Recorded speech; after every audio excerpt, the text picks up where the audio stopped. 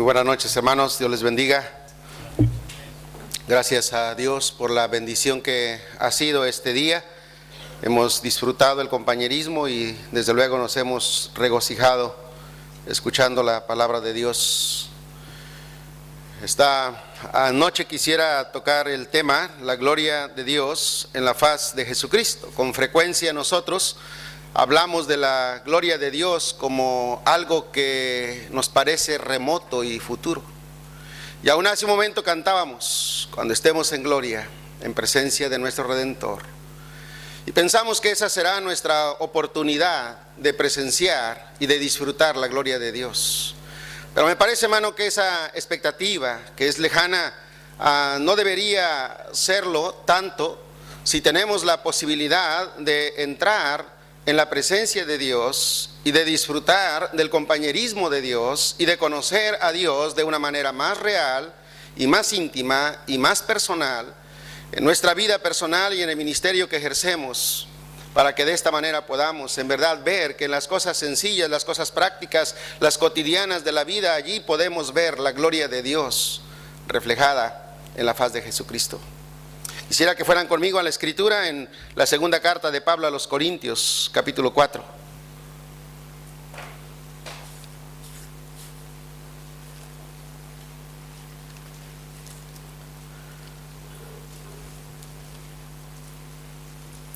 Versículo 3 dice: pero si nuestro evangelio está aún encubierto, entre los que se pierden está encubierto, en los cuales el Dios de este siglo cegó el entendimiento de los incrédulos, para que no le resplandezca la luz del evangelio de la gloria de Cristo, el cual es la imagen de Dios.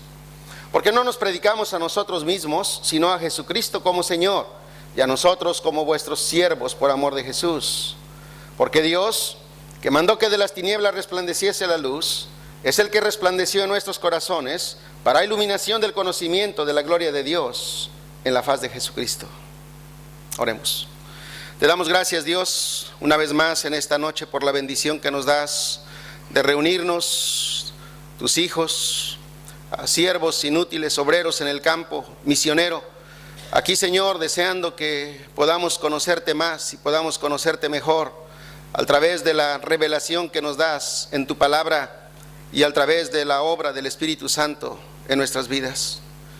Señor, ayúdanos a abrir los ojos. Ayúdanos, Señor, a que nos resplandezca la luz del glorioso evangelio de Jesucristo y podamos de manera experiencial, por nuestra relación personal e íntima con Él, conocerte más y mejor. Obra, Señor, en la vida de cada uno en esta noche y añade bendición a las bendiciones que ya nos has dado. Oramos y esperamos en Cristo Jesús. Amén.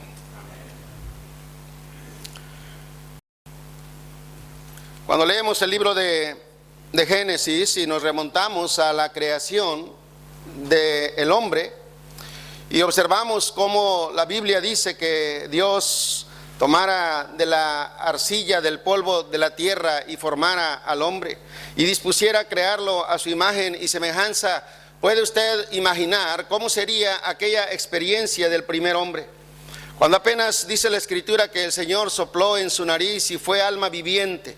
Y aquel cuerpo formado del polvo de la tierra cobró vida, cobró sensibilidad, tuvo la posibilidad de abrir los ojos y contemplar y poder percibir lo que estaba en su presencia. Y lo que estaba en su presencia era el mismo Dios.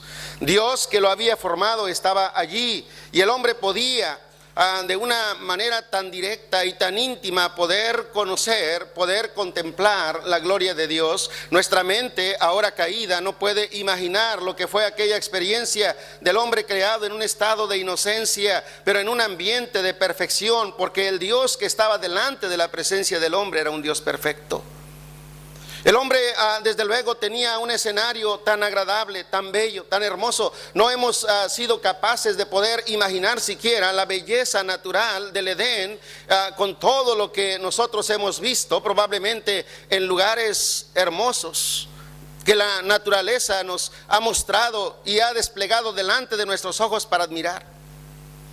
Pero ninguna de las cosas que podamos ver o que hayamos visto jamás podrá contemplar desde luego la hermosura de Dios. Y Adán tuvo la bendición de ver la hermosura de Dios en todo su esplendor. Cuando nosotros hablamos de la gloria de Dios, estamos hablando desde luego de las excelsitudes de Dios, del extraordinario Dios de la Biblia. Y cuando nosotros pensamos en eso, otra vez no alcanzamos a imaginar. Nuestra mente finita no puede concebir la idea y mucho menos formar la imagen del Dios perfecto que nosotros servimos. Pero más adelante en la historia de la humanidad, observamos ahora al hombre desobedeciendo al Señor, mostrando una condición innata en la propia naturaleza del hombre, y esa condición es la rebelión, la rebeldía del hombre delante de Dios.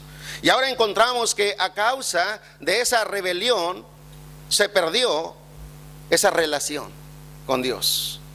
Y al perder esa relación, el hombre quedó privado de la gloria de Dios. Y desde entonces y hasta nuestros días, Dios ha intentado restaurar. Ese es el plan de Dios para la humanidad. Él ha querido restaurar la imagen suya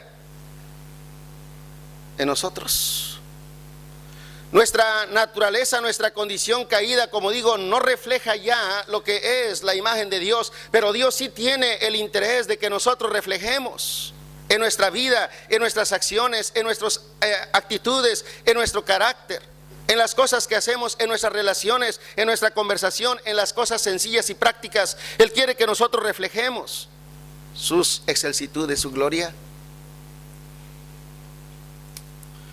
Desde el principio, una vez que el hombre ha perdido esa capacidad de poder gozarse, de poder regocijarse en la presencia de Dios, dice la Biblia que la primera actitud que el hombre asumió es esconderse de la presencia de Jehová entre los árboles del huerto. ¿Cómo el hombre es capaz de creer que puede esconderse de la presencia de Jehová? Mire lo que el pecado provoca. Apenas el pecado entró y el hombre menospreció la gloria de Dios.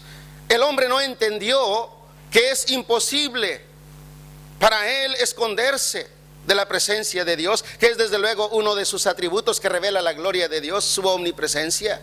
Él puede estar en todo sitio, y mire el escondite que el hombre trata de tomar para tratar de esconderse de la presencia de Dios: los árboles del huerto.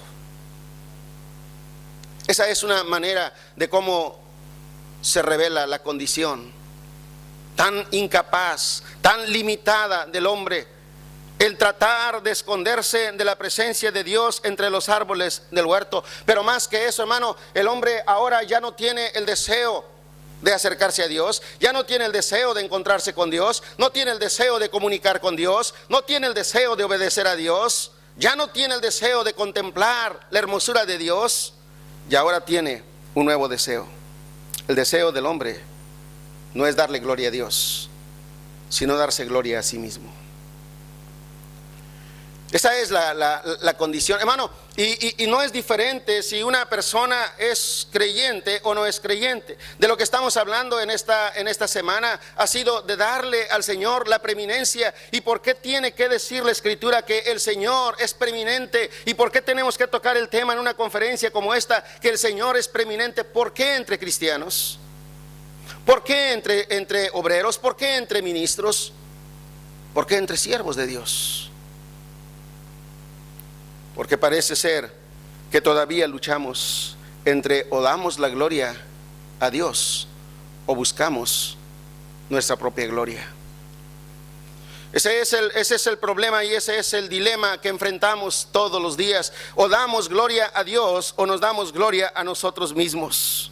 Cuando Moisés pidió ver la gloria de Dios, Dios se manifestó delante de él, y cuando se manifestó el Señor le mostró exactamente lo que él es. Dice la palabra de Dios que le dijo: haré pasar todo mi bien delante de tu rostro.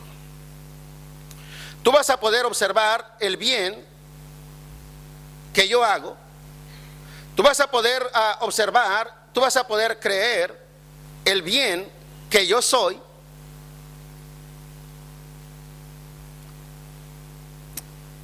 Tendré misericordia del que tendré misericordia, y seré clemente para con el que seré clemente. Dios se reveló de esta manera delante de Moisés, y Y a lo largo de la historia en el Antiguo Testamento, Dios se reveló de una y de muchas maneras delante de su pueblo. El pueblo era capaz de poder presenciar la gloria de Dios, la majestuosidad de Dios de muchas maneras. Pero hermano, usted y yo en el Nuevo Testamento tenemos un privilegio superior al que tuvieron las personas en el Antiguo Testamento. Ellos pudieron ver, tener experiencia de manifestaciones de la presencia de Dios, del poder de Dios, a través de una columna de fuego, a través de una nube.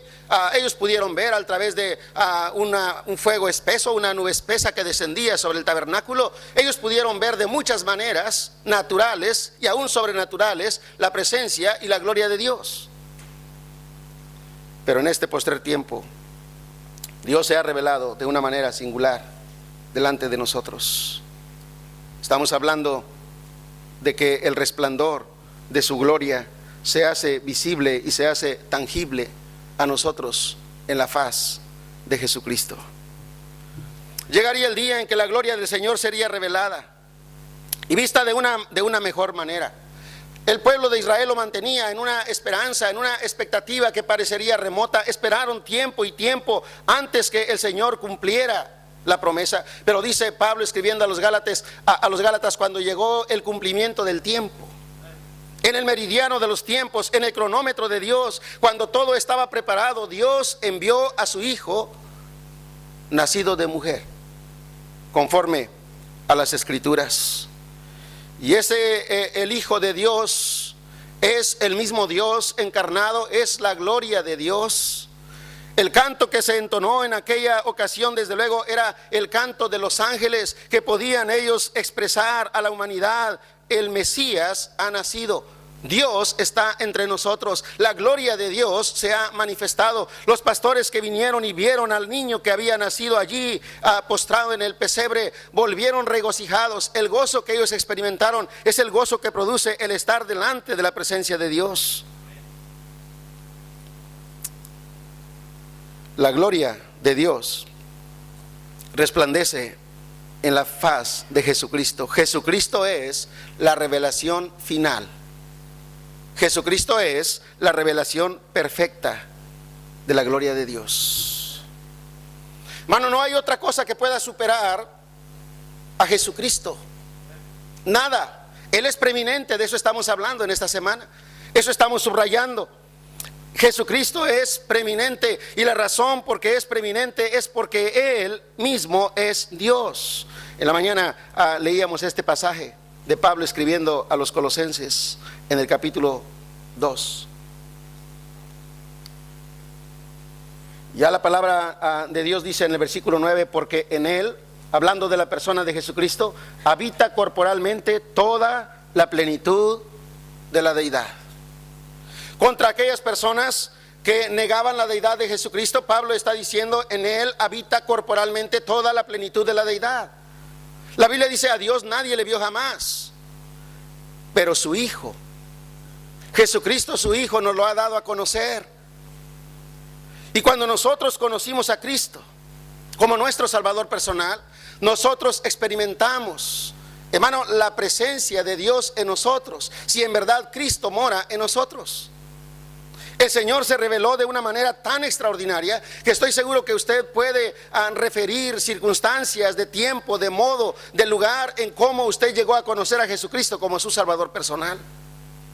La presencia de Cristo, la llegada de Cristo a nuestra vida hace una diferencia notable, imperceptible. Nosotros no podríamos decir: pues yo no sé, sucedió de una manera que yo no pude darme cuenta, que yo no pude advertir. La presencia de Dios en la persona de Jesucristo es la revelación perfecta, como digo, de la gloria de Dios. Cuando nosotros nos relacionamos con Él, cuando nos relacionamos con Cristo, nos relacionamos con Dios.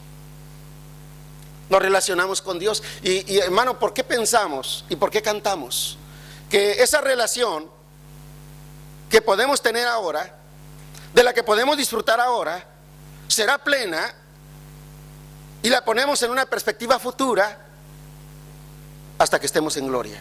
Y yo sé a qué nos estamos refiriendo cuando cantamos y decimos eso. Sé que un día tendremos la capacidad, la plenitud de tener un cuerpo glorificado y tendremos esa capacidad de poder ver al Señor, pero siempre seremos seres creados frente a un Dios excelso, eterno, infinito y glorioso, superior en todo a los ángeles y desde luego a nosotros, por más que seamos glorificados. Pero ahora podemos y debemos buscar el tener una experiencia con el Señor de tal manera que podamos desear ver su gloria. ¿Cómo? Relacionándonos con Cristo. Relacionándonos con Cristo, nos relacionamos con Él. Jesucristo mostró a sus discípulos, especialmente algunos de sus discípulos, una visión espectacular. Cuando subió al monte de la transfiguración, dice la palabra de Dios que allí el Señor, delante de ellos, aunque lo habían visto, aunque habían estado con Él, aunque habían convivido con Él, aunque le habían visto hacer milagros, no habían contemplado, no habían sido capaces de ver a Jesucristo de la manera que el Señor se transfiguró delante de sus ojos. Después habrían de escribir ellos: y nosotros vimos la gloria de Dios. Cuando estuvimos en el Monte Santo, nosotros vimos la gloria de Dios y vimos cómo el Señor se transformó. Vimos cómo el Señor resplandeció. Escuchamos la voz del cielo que dijo: es mi Hijo amado, a Él oíd. El reino se representó en la transfiguración. Pero todavía tenemos, hermano, algo más tangible para nosotros, que nos hace otra vez, como digo, perceptible la gloria de Dios. Y me estoy refiriendo al relato del Evangelio. El relato del Evangelio refiere la gloria de Cristo. Usted y yo somos portadores del Evangelio de Jesucristo. Usted y yo somos embajadores, como si Dios rogara por nosotros y a través de nosotros. Usted y yo somos heraldos del Señor, y como tales nosotros somos portadores de este Evangelio, que es la revelación de Dios. Otra vez, una revelación tan extraordinaria, una revelación tan especial, una revelación tan literal, una revelación tan histórica, pero tan real, de la gloria de Dios en la persona de Cristo. Pero Pablo está diciendo a los corintios: pero si nuestro evangelio está aún encubierto entre los que se pierden, está encubierto, en los cuales el Dios de este siglo cegó el entendimiento de los incrédulos.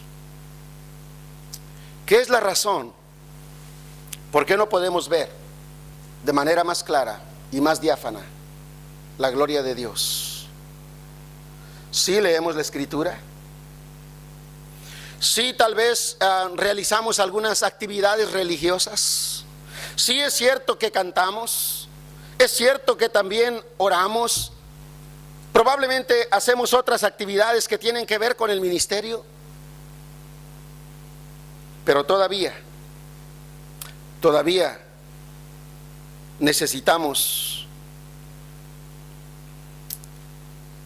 abrir los ojos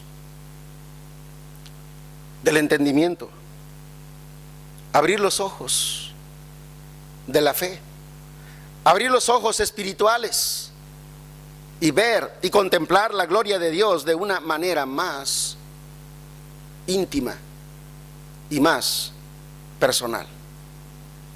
Pero hay desde luego alguien que está intentando cegar nuestro entendimiento, y hermano, nos distrae de una manera tan sutil, pero tan efectiva, que como se decía en la predicación anterior, usando argucias, usando artimañas, nos mantiene distraídos, apartados los ojos del autor y consumador de la fe, del Señor Jesucristo, para que no nos resplandezca la luz del Evangelio de la gloria de Cristo. Y no estoy hablando, hermanos, solamente del Evangelio para salvación.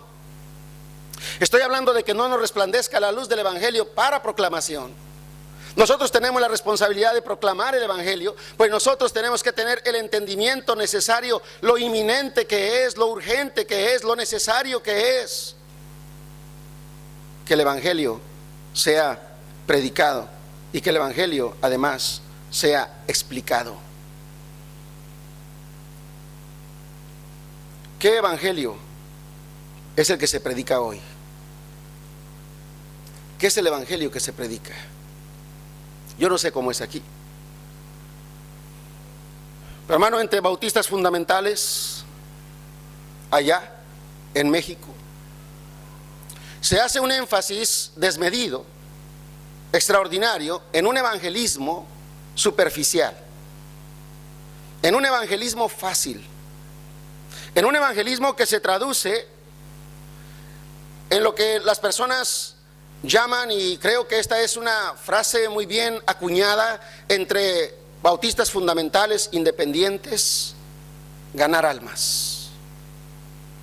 Y este hecho de ganar almas lleva a la mayoría de las personas a presentar un evangelio que en todo lo que consiste es en ir y tocar a una puerta, abordar a una persona, hacerle una pregunta. Y para muchas personas la pregunta es crucial: si murieras hoy, ¿estás seguro a dónde irías? ¿Sabes una cosa? Si tú no tienes a Cristo y murieras hoy, irías al infierno. Si tú tienes a Cristo y murieras hoy, irías al cielo. ¿A dónde quieres ir? Y ante una pregunta de esa naturaleza, obviamente las personas dirán: pues yo no deseo ir al infierno, yo deseo ir al cielo. ¿Y sabes que puedes ir al cielo hoy? ¿Sabes que hoy puedes asegurar tu acceso, tu entrada al cielo? Y todo lo que tienes que hacer es hacer una oración de fe. Pero yo no sé orar, dirá la persona. No sé cómo hacer eso. Yo te puedo indicar cómo hacerlo. Y todo lo que tienes que hacer es seguirme en la oración y repetir las mismas frases que yo voy a repetir. Y en una sencilla oración, después de que la persona ha repetido las palabras y termina diciendo amén con aquella persona que le está presentando, entre comillas, el plan de salvación, el evangelio de Jesucristo, ahora esta persona le dice: tú en delante, cualquier día que mueras, irás a la presencia de Dios, eres salvo y estás seguro, y pasa a ser un número más en una estadística de personas ganadas para Cristo. ¿Sabe, hermano, cuánto daño, terrible daño puede causar eso? ¿Sabe que personas todos los días están tomando decisiones de esta naturaleza? ¿Sabe que iglesias están invirtiendo energías, dedicación, estrategias de mercado para poder atraer a personas, competencias, rifas, montando show, música atrayente, estridente, para atraer a las personas bajo la filosofía de que el fin justifica los medios? Y no importa lo que hagas, todo lo que tienes que hacer es presentar un evangelio de esta manera. ¿Y sabe qué es? Esta es una obra del diablo que dice la Biblia en esta porción: ciega el entendimiento, no solamente de las personas para que no les alumbre la luz del evangelio, pero de las personas que proclamamos el evangelio por no proclamar el evangelio de Jesucristo. Y proclamar un evangelio superficial,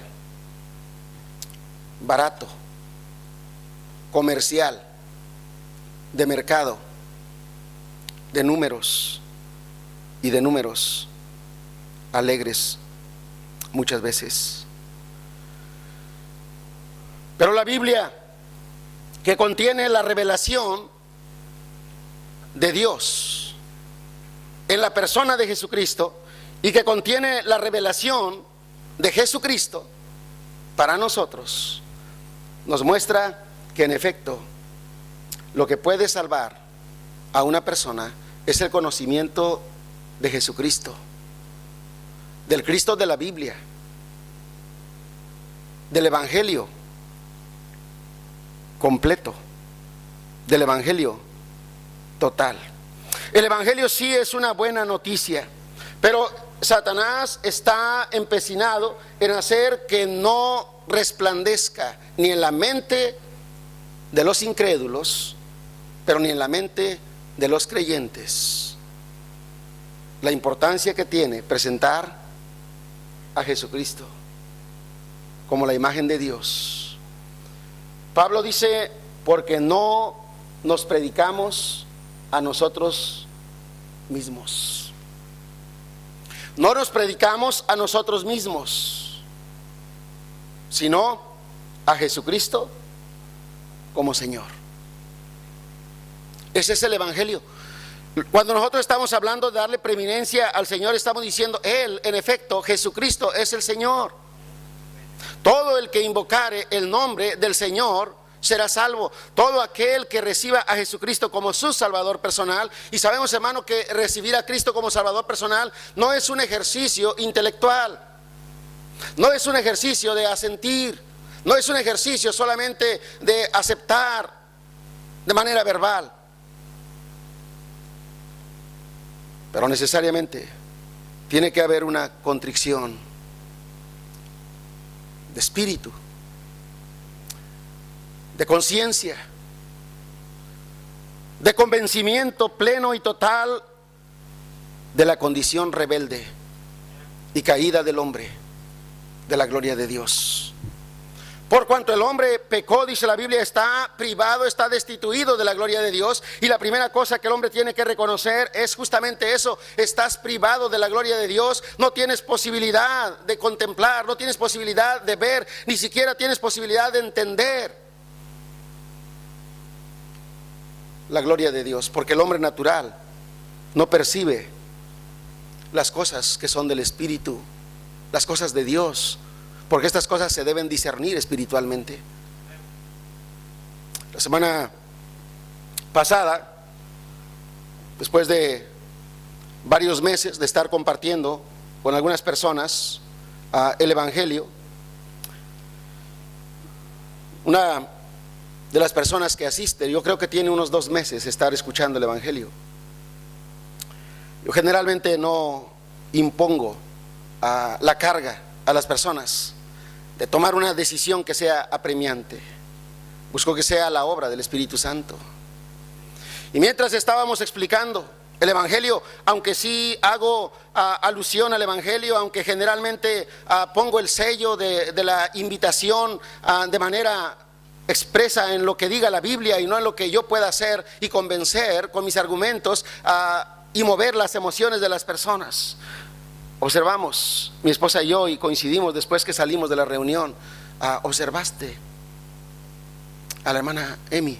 Nosotros le decimos hermana, aunque ella todavía leyendo en su Biblia católica, porque siempre que viene a la reunión trae su Biblia, teniendo todavía muchas dudas respecto de la salvación por la gracia, de la salvación por la fe, teniendo tan arraigado el concepto de la salvación por las obras.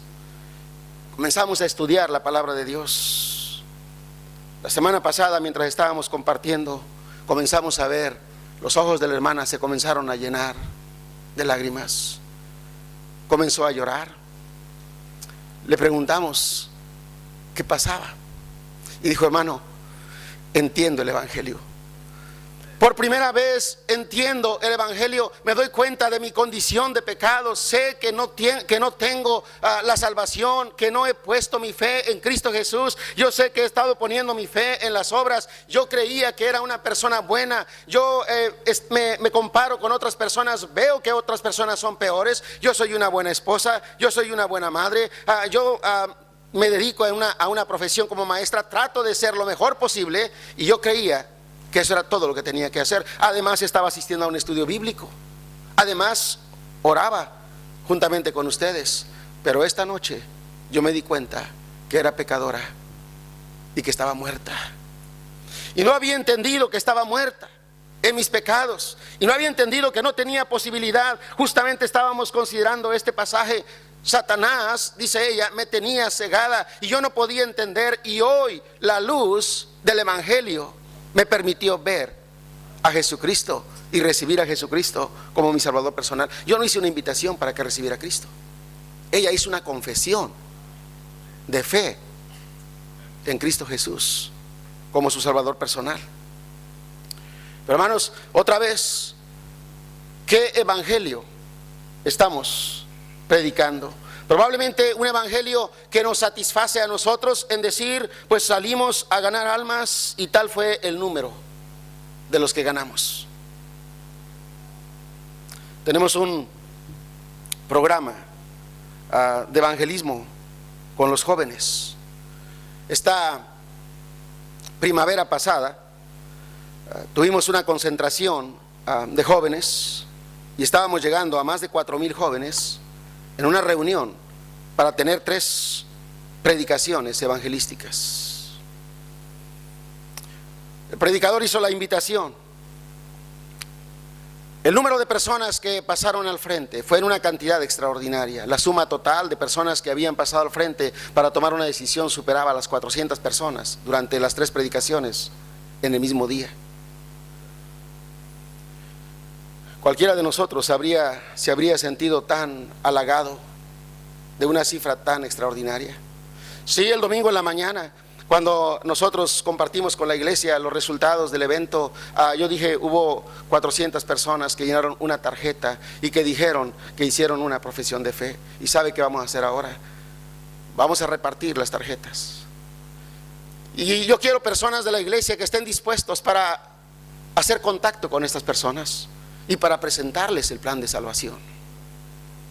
Estoy seguro que la gran mayoría, aunque tal vez animados por sus compañeros, animados tal vez por otros creyentes sentados a su lado, animados porque otros estaban pasando para tomar una decisión, animados por la música que se estaba tocando, animados por el ambiente cristiano que se estaba disfrutando, podrían haber pasado para asegurar que estaban recibiendo a Cristo como su Salvador personal. Ahora, yo no estoy juzgando y estoy diciendo y descalificando a todas las personas como que no son salvos y no son sinceros y no tomaron una decisión. Confío que los consejeros hicieron un trabajo efectivo en la presentación del plan de salvación.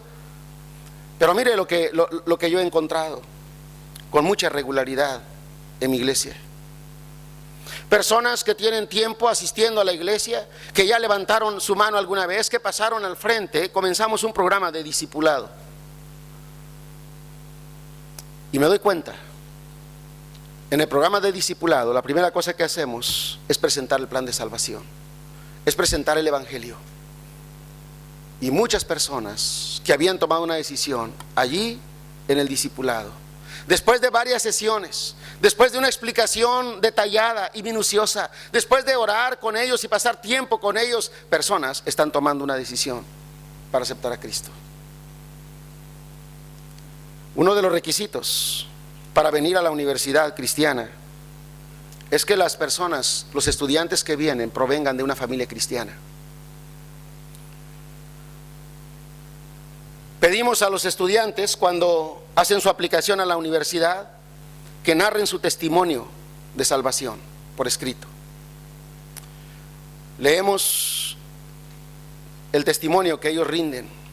Parecieran algunos de ellos testimonios tan acertados, tan espectaculares algunos de ellos, pero luego en los cultos de capilla, en los devocionales del dormitorio, en los devocionales de las clases, muchas veces hemos visto a los jóvenes recibir a Cristo, entender el evangelio, aunque nacieron en un hogar cristiano. ¿Sabe que Satanás está otra vez empecinado en el hecho de oscurecer nuestro entendimiento, haciendo cosas buenas en apariencia, haciendo cosas legítimas, haciendo cosas que otros hacen, siguiendo prácticas tradicionales en la presentación del evangelio? Y luego nos quejamos. ¿Por qué tantas decisiones y tan pocas conversiones? ¿Por qué tan pocas conversiones? ¿Sabe dónde está la falla? en el evangelio que predicamos. Pablo dice, no nos predicamos a nosotros mismos, sino a Jesucristo como Señor.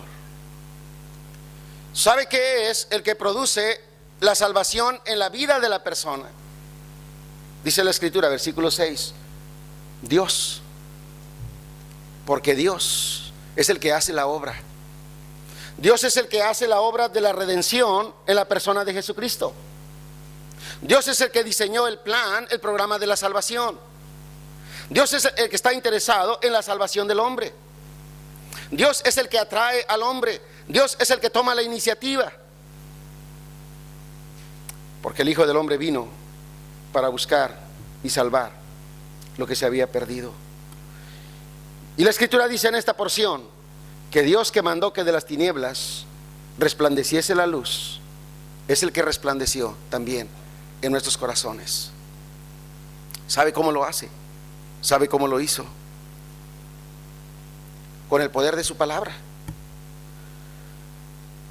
con su voluntad soberana,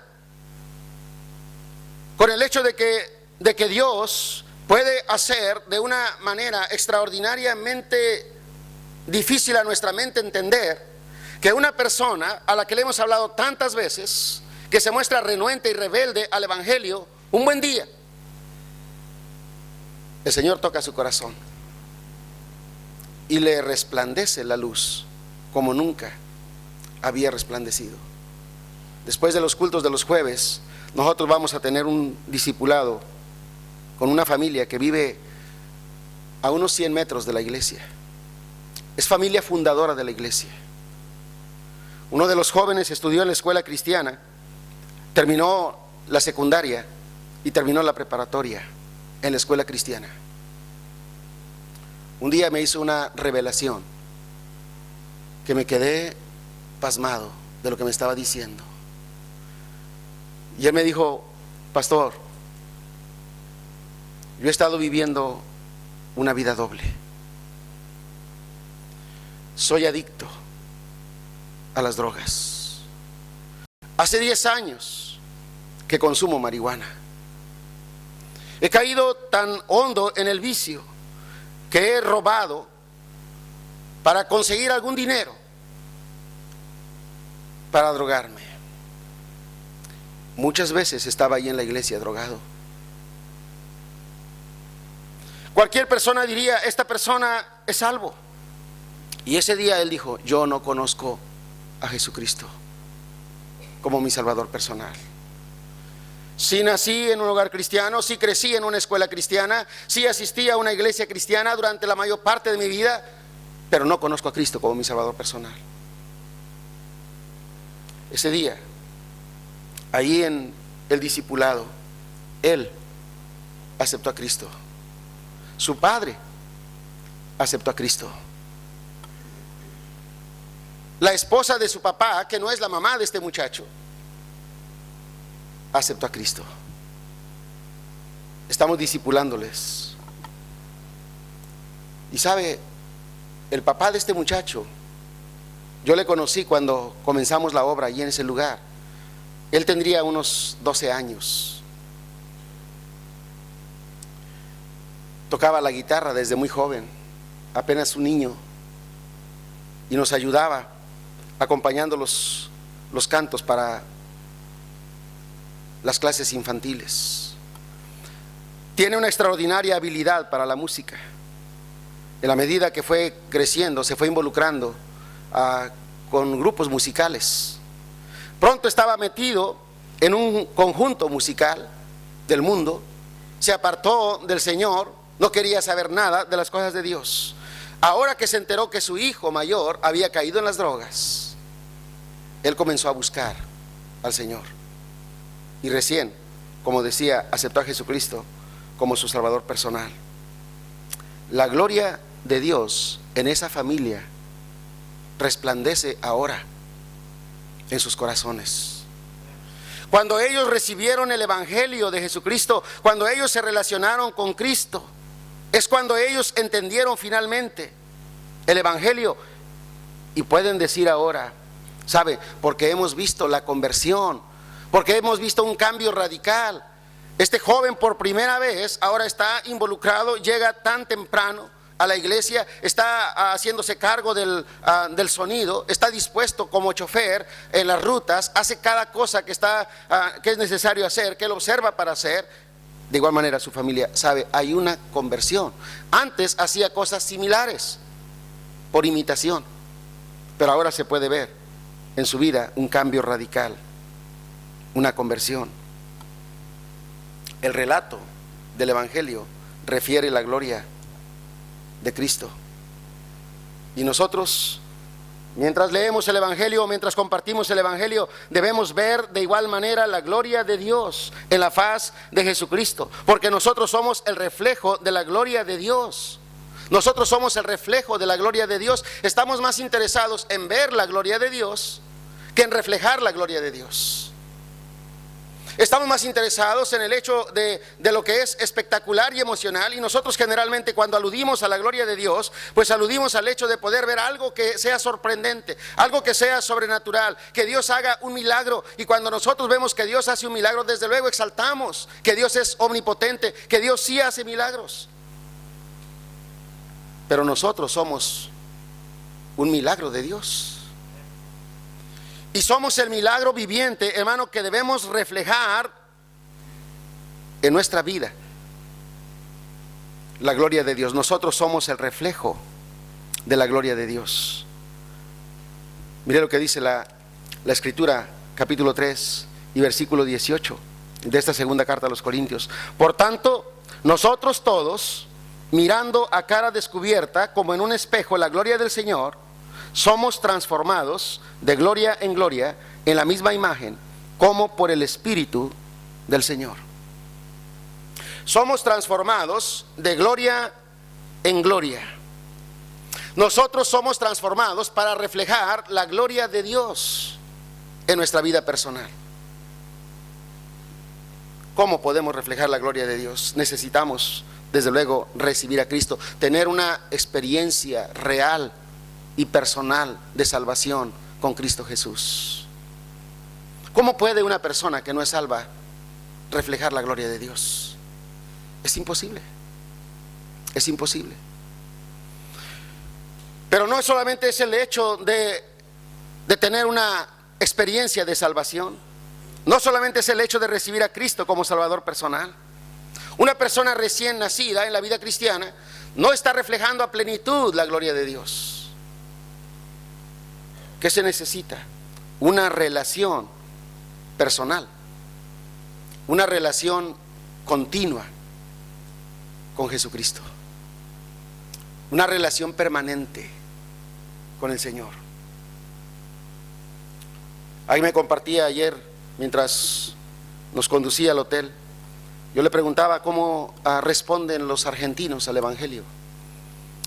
Él dice, no tanto como los mexicanos. Yo entiendo que los mexicanos es un pueblo abierto que está dispuesto a escuchar el Evangelio, y es cierto, las personas escuchan el Evangelio, no reciben el Evangelio, pero escuchan el Evangelio en su gran mayoría.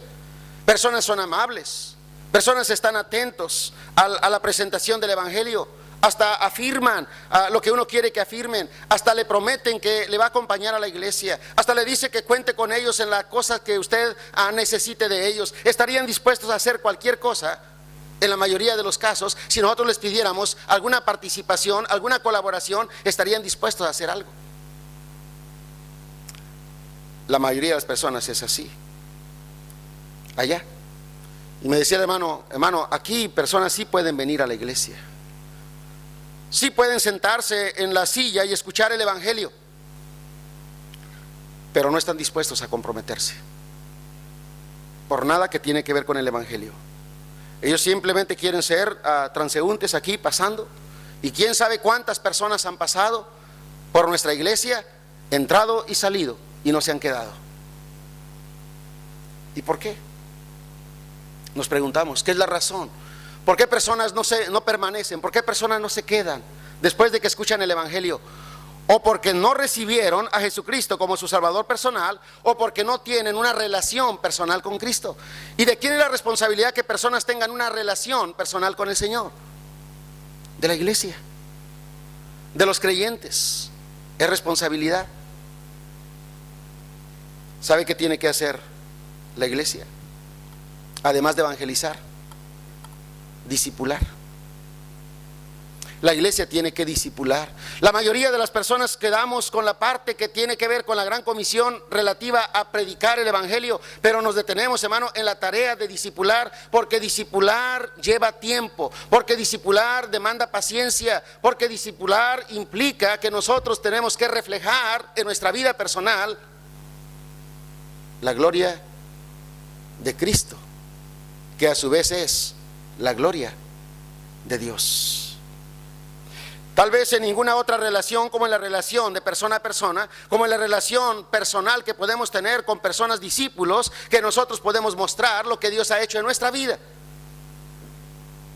Y esa es una responsabilidad. Y necesitamos cultivar en nuestras iglesias una relación personal con Cristo, a través de una relación cercana, personal, con otras personas que recibieron a Cristo, para que estos puedan desarrollar y puedan crecer.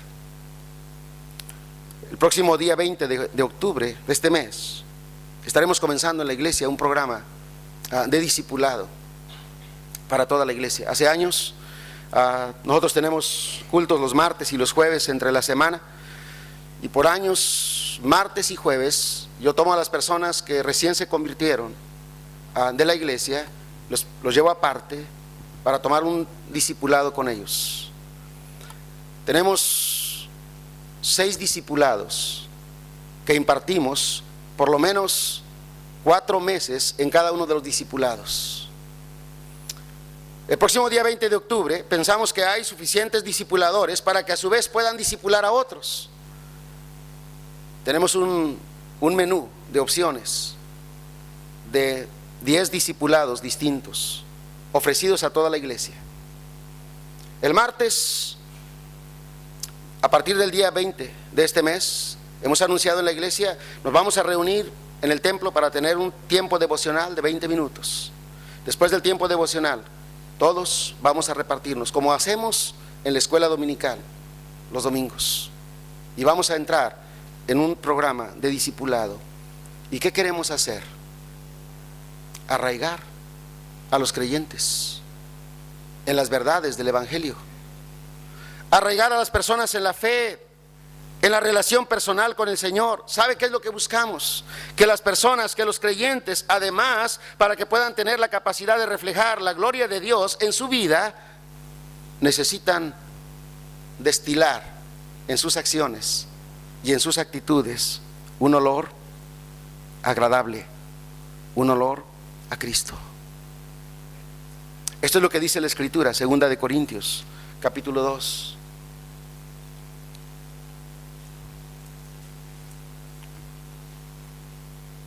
Y versículos 14 y 15 dice: mas a Dios gracias, el cual nos lleva siempre en triunfo en Cristo Jesús, y por medio de nosotros manifiesta en todo lugar el olor de su conocimiento.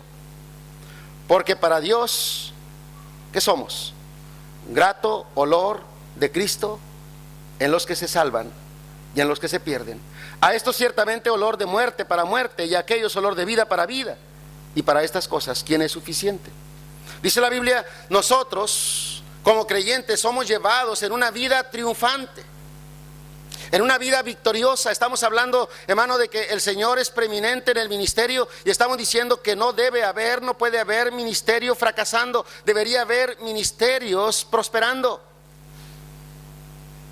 Si en verdad el Señor es el amo de la iglesia, es el dueño de la iglesia, es el Señor de la iglesia, es el Señor de nuestras vidas, entonces el ministerio debe ser próspero.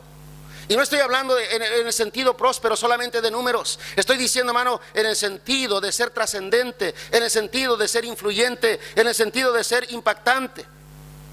Pero para que esto sea posible, necesitamos como creyentes destilar un rico olor a Jesucristo, que se perciba en nuestras actitudes, en nuestras decisiones, en nuestras conversaciones.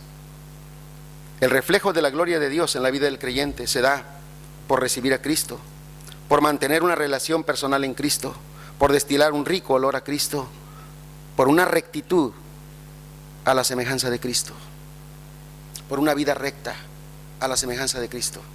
Y por eso cuando entramos en una relación de discipulado con otros creyentes y les explicamos de manera más detallada el plan de la salvación y regresamos una vez y otra vez, como creyentes nosotros tenemos que sentir el peso de la responsabilidad de reflejar a Cristo en nuestra vida. Personas nos conocerán más, personas nos observarán mejor, personas podrán señalarnos más fácilmente y nosotros tenemos que correr el riesgo de exponernos. Somos, como dice el apóstol Pablo, cartas abiertas, leídas por todas las personas. Nuestro testimonio, nuestra vida personal debe ser transparente. Nosotros debemos trascender en todas las cosas que hacemos. Nuestra familia es conocida de las personas alrededor del barrio donde vivimos y nuestra vida debe estar expuesta totalmente para ser examinada por las personas. Una vida que refleje la gloria de Dios en las cosas que hacemos. Una vida que resista a la carne y al mundo. ¿Quieres, hermano, ver la gloria de Dios en la faz de Jesucristo? Tienes que ver la gloria de Cristo reflejada en tu vida personal. La gloria de Cristo reflejada en tu vida personal. Y para que la gloria de Cristo sea reflejada en tu vida personal, tienes que entrar en una relación de reconciliación con Dios. No hay reflejo de la gloria de Dios mientras hay pecado en la vida personal. Y pecado tiene que ser reconocido y tiene que ser confesado. Y solamente cuando se da esta posición, cuando se da esta condición, entonces nosotros podemos decir que el reflejo de la gloria de Dios se muestra en la vida del creyente. Entonces el evangelio que vamos a predicar no es el evangelio que se predica solamente desde el púlpito, por más ortodoxa que sea la predicación y por más apegada a la doctrina que nosotros podamos hacer. El evangelio que vamos a predicar es el evangelio que trasciende con nuestra vida personal. Irreprensibles, como dice la palabra de Dios. Podrán decir las personas que nos conocen que somos irreprensibles. Podrán decir las personas que nos conocen que somos diferentes. Será, hermano, que personas que nos conocen habremos sido de influencia, habremos sido de impacto sobre ellos. Hace apenas unas semanas una persona en una de las reuniones, y a mí me sorprendió lo que dijo, y dijo: yo doy gracias a Dios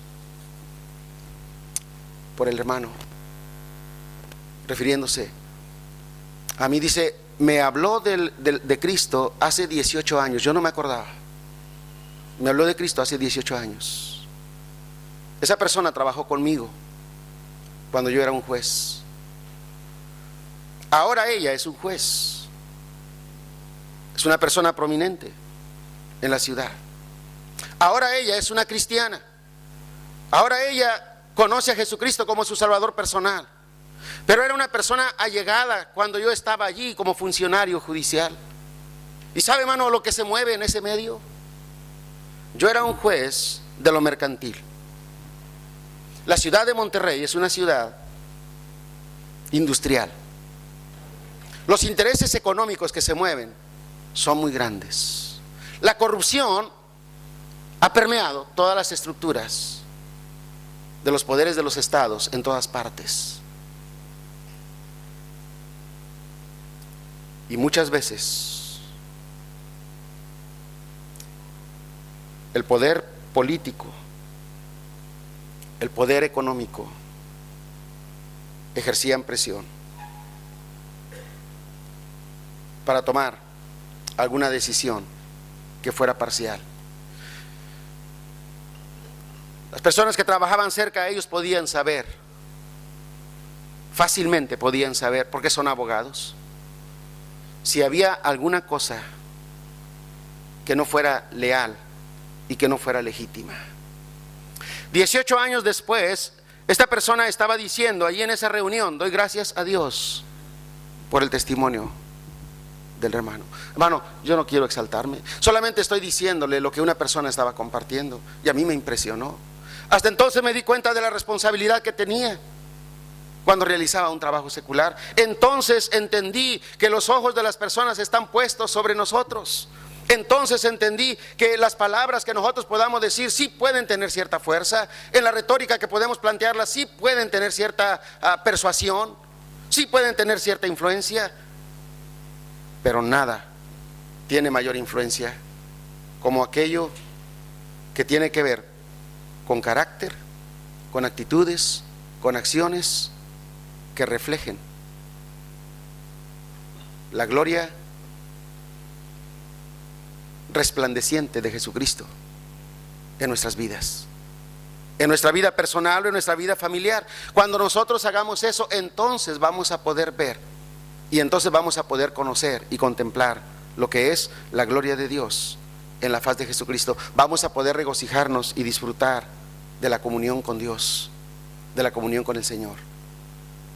Quiera Dios que esta noche nosotros podamos más que cantar de la gloria de Dios, cuando estemos en gloria, podamos expresarle al Señor nuestro deseo ferviente y vehemente para decirle en esta noche: Señor, yo quiero no solo contemplar tu gloria, pero yo quiero reflejar tu gloria a mi derredor.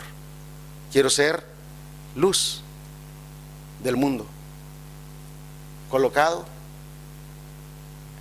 como una antorcha en un lugar alto. Que mi vida alumbre a los que están alrededor de mí, para que así las personas te glorifiquen a ti cuando me vean a mí. Vamos a orar. Padre, te damos gracias una vez más en esta noche. Podemos ver en tu palabra tu deseo de manifestarte delante de nosotros. A lo largo de la historia de la humanidad lo has hecho de muchas maneras, pero nosotros tenemos el privilegio de conocerte más personalmente, de una manera más tangible. Personas como nosotros pudieron dar testimonio que nos alienta de que vieron, oyeron y aún palparon tu persona, tu gracia y tu gloria. Y por el Evangelio, Señor, que tú nos has dejado, por este relato glorioso, nosotros también, más bienaventurados, aunque no pudimos palpar de manera física, podemos conocerte a ti. Con ese conocimiento más excelente que debe ser el anhelo ferviente de nuestro corazón. Ayúdanos, Señor, para que en un conocimiento real, más íntimo, más personal, podamos destilar un grato olor a cristianos. Que personas alrededor de nosotros puedan ver en nosotros a un creyente, a un cristiano, a uno semejante a Cristo, a otro Cristo en nosotros. Ayúdanos, Señor, que podamos ser esa antorcha que alumbra en un lugar alto. Ayúdanos que personas que no te conocen, atraídos por la luz gloriosa del Evangelio, personalizado, personificado en nosotros, sea de influencia y de impacto en la vida de otros. Señor, tú puedes usar a cualquier persona para que nadie se jacte en tu presencia. Tú puedes usar lo vil del mundo, pero lo transformas. Y lo que pedimos en esta noche, Señor, es que en verdad nos concedas ver ese progreso en nuestra vida personal, de ser transformados, de ir en esas etapas ascendentes, de gloria en gloria, hasta que podamos en verdad contemplar la gloria plena y la gloria total en tu presencia. Pedimos tu bendición, oramos en Cristo Jesús. Amén. Dios les bendiga.